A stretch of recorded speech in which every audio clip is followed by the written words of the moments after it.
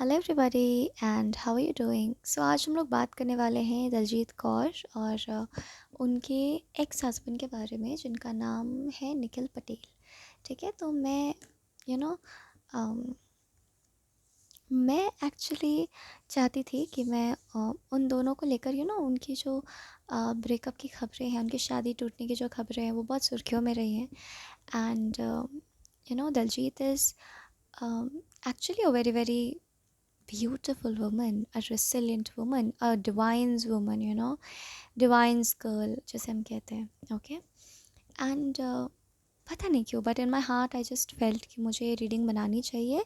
So it is coming truly from my heart and ईश्वर जो भी इस रीडिंग के थ्रू बताना चाहते हैं मैं वही बोलूँगी।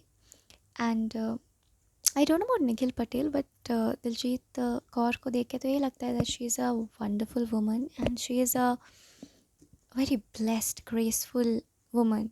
भगवान का ग्रेस है उनके ऊपर, उनकी बनावट में जो वो है, खुद उनकी जो सोल है बहुत ही खूबसूरत और ग्रेशियस और पावरफुल है और वो चीज़ किसी से छिपी नहीं है। बट आई रियली फेल्ट कि हमें उनके रिश्ते के बारे में यहाँ पर बात करना चाहिए एंड देखना चाहिए कि भगवान आखिर बताना क्या चाहते हैं इस रिश्ते के बारे में हम सभी को। ठीक है, सो लेट्स स्टार्ट।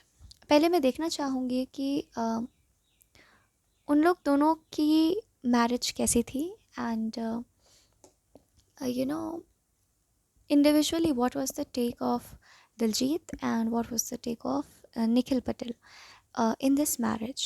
ठीक है, सो डेफिनेटली यहाँ पर जो भी मैं बोलूँगी by the grace of God बोलूँगी and that is going to be purely channelled. So let's see how Diljit viewed the marriage and how Nikhil Patel viewed the marriage।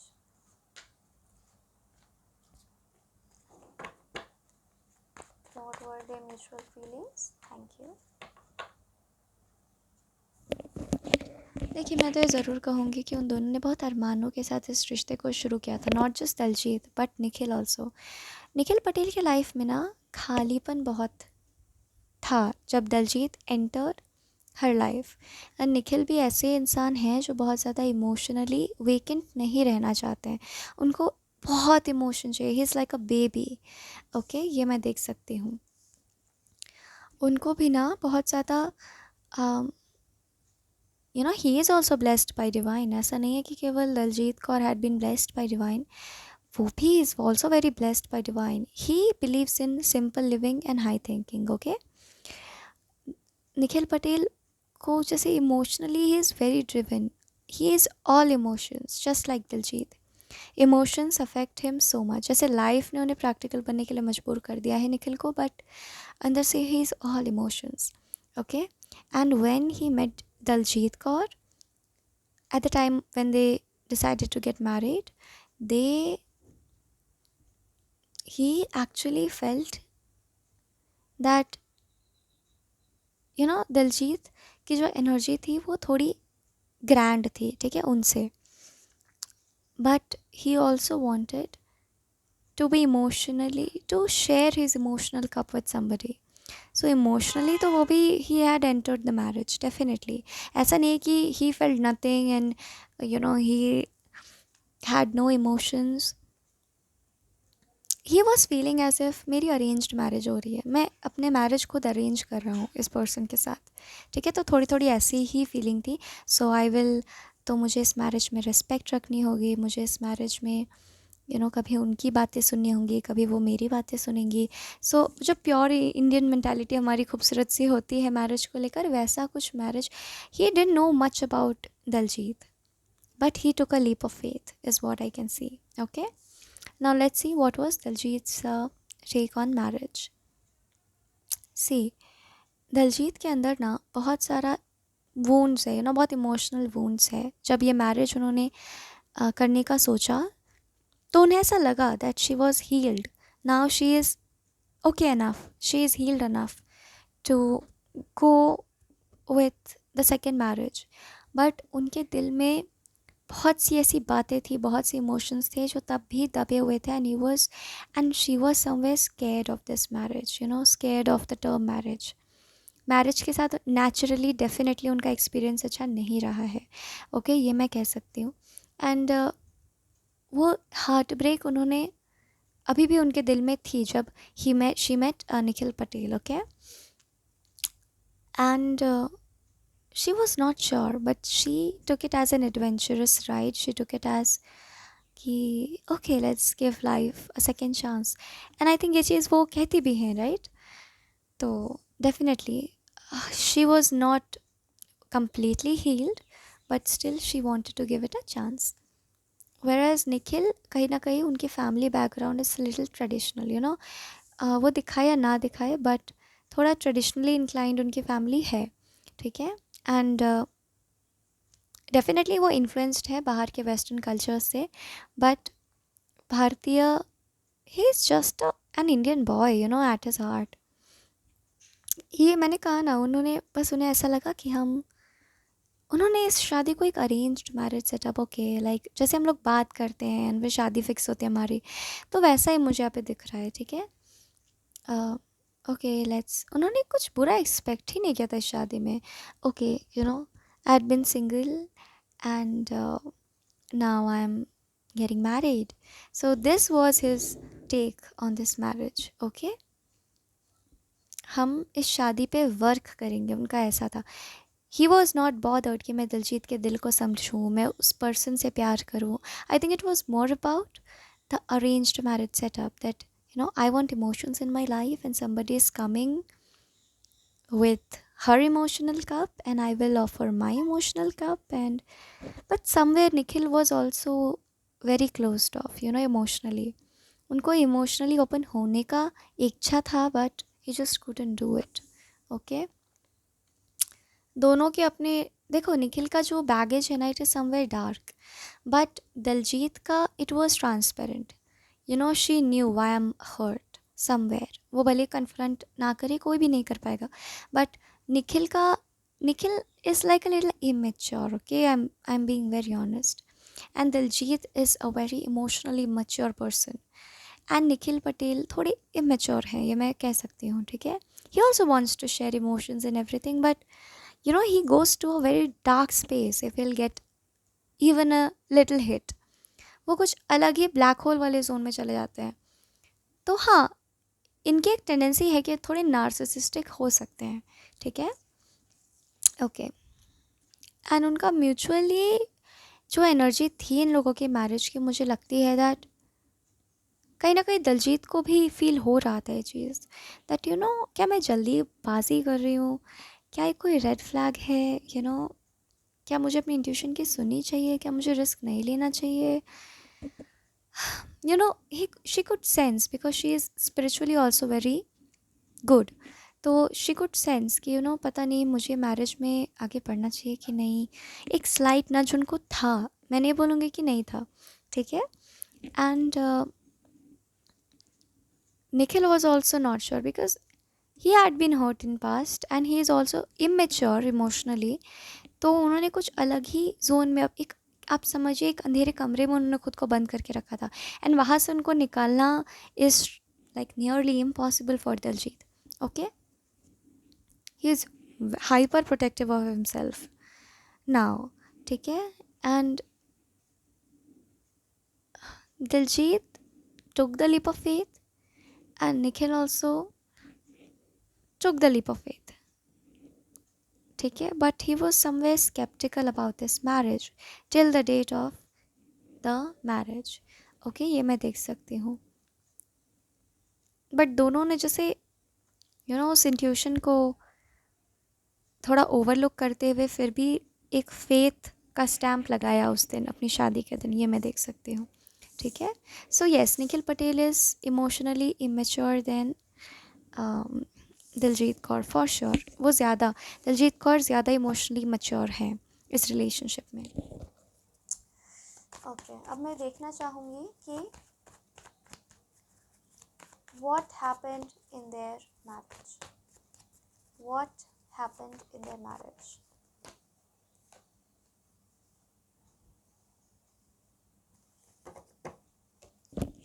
I think Nikhil की जो insecurities थी वो परवान चढ़ गई, and बहुत oral abuse भी बहुत हुआ है।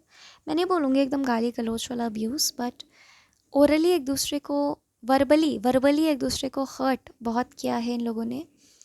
एंड मुझे लगता है जैसे कि ये रिश्ता प्रैक्टिकल बहुत हो गया वक्त के साथ, इमोशनल वैकेंसी बहुत हो गई इस रिश्ते में। एंड शादी के 2-3 महीने बाद ही ये चीज़ स्टार्ट हो गई, to be very honest.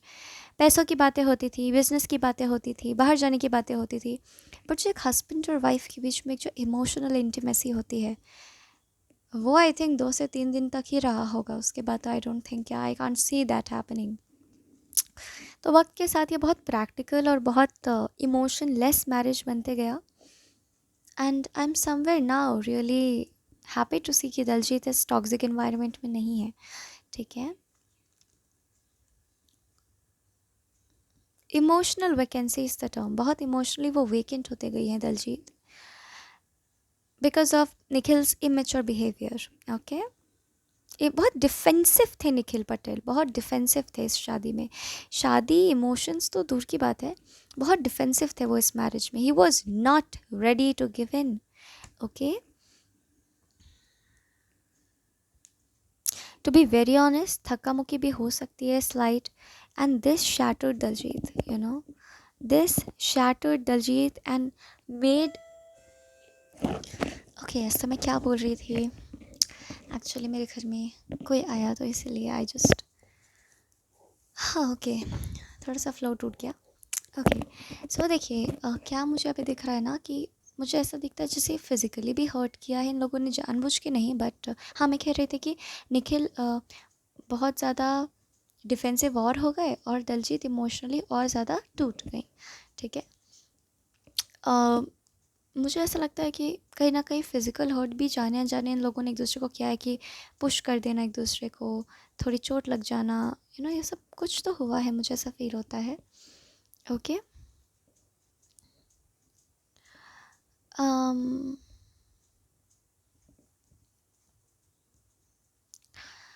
um,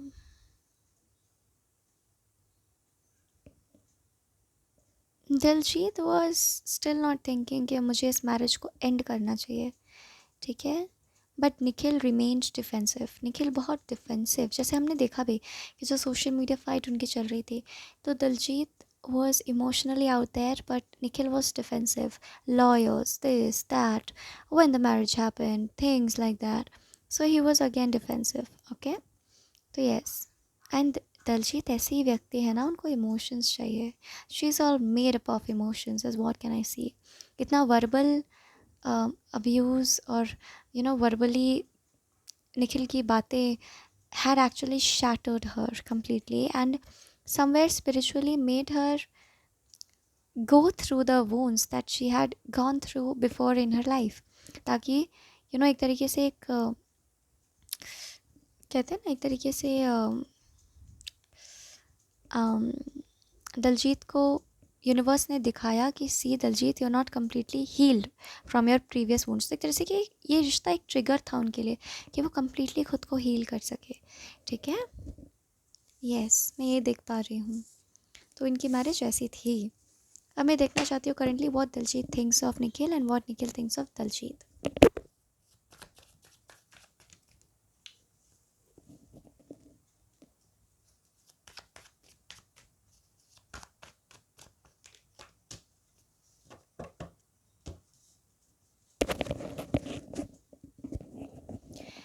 To be very honest, Nikhil truly wants to get back to his old life. You know, he was like मैंने सोचा ही था, I should not have taken this risk, this, that. So he's thinking like that right now. He just wants to get back to his old life before marriage. Okay? And Daljit, currently Daljit के लिए बहुत मुश्किल हो रहा है, मैं देख पा रही हूँ।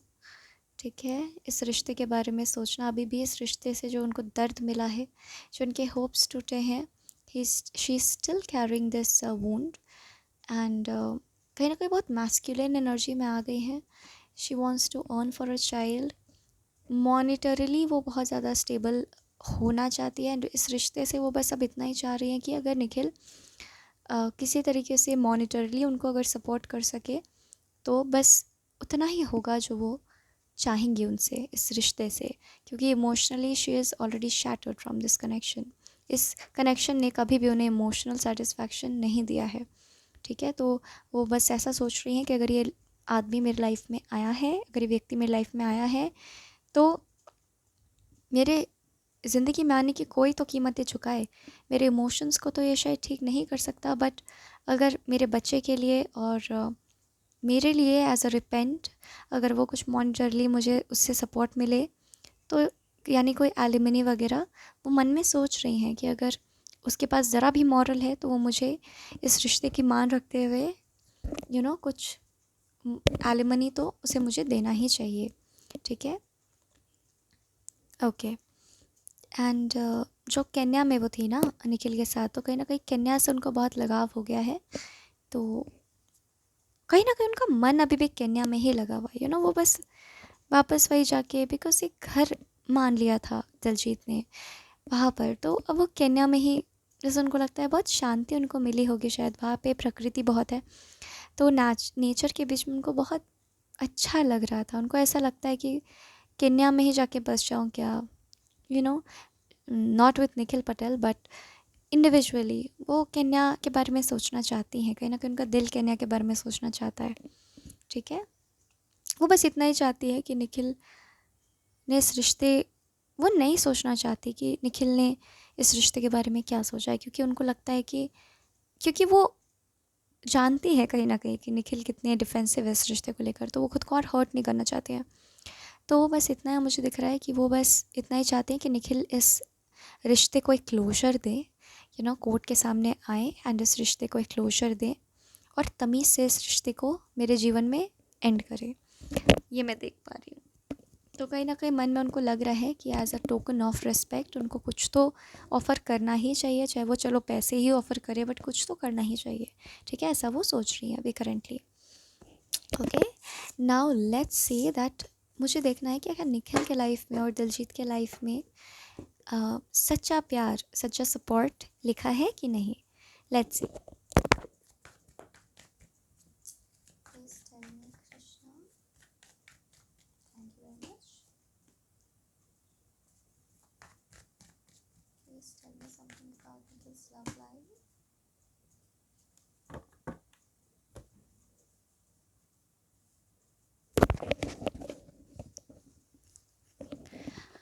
ओके, मैं नहीं डिनाई करूँगी कि दिलजीत के लाइफ में और कोई नहीं लिखा है, डेफिनेटली लिखा है। एंड वो पर्सन मुझे फ़ील होता है कि उनसे उम्र में काफ़ी बड़े होंगे, ठीक है। वो उनके डिवाइन काउंटर पार्ट भी हो सकते हैं, और ये इनको अभी से 5 साल के, 2 से 5 साल के बीच में इनको मिल सकते हैं। तब तक दिलजीत खुद के लाइफ को स्टेबल कर चुकी होंगी एंड यस, वो नए रिश्ते के लिए बिल्कुल तैयार होंगी। हाँ, डेफिनेटली अभी से 2 से 5 साल उनके लिए आसान नहीं होगा, लेकिन वो खुद को संभाल ज़रूर लेंगी। ईश्वर उनके साथ हैं, ठीक है। और जब जिसके साथ ईश्वर है, फिर उसके आगे क्या ही बोलना है ना। तो डेफिनेटली वो उम्र में इनसे बड़े होंगे and those people are going to have a beautiful life together. Okay, yes, Diljit के लाइफ में प्यार है एंड उनसे उम्र में बड़े होंगे वो व्यक्ति जो भी होंगे, ठीक है। Very mature, very emotionally mature human being. And वो उनको देश के बाहर मिल सकते हैं, ठीक है। भारत के नहीं लग रहे मुझे, देश के बाहर मिल सकते हैं, और या तो उनका व्यापार देश के बाहर हो सकता है, ठीक है। और जहाँ तक निखिल की बात है, तो मैं देख सकती हूँ कि निखिल के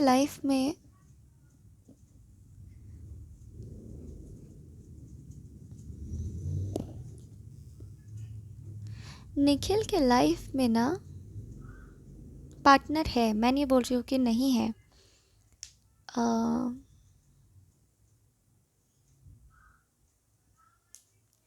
लेकिन ये निखिल ना जैसे हमारे आंखों के सामने से गायब ही हो जाएंगे, मीडिया अटेंशन से बिल्कुल दूर। he'll be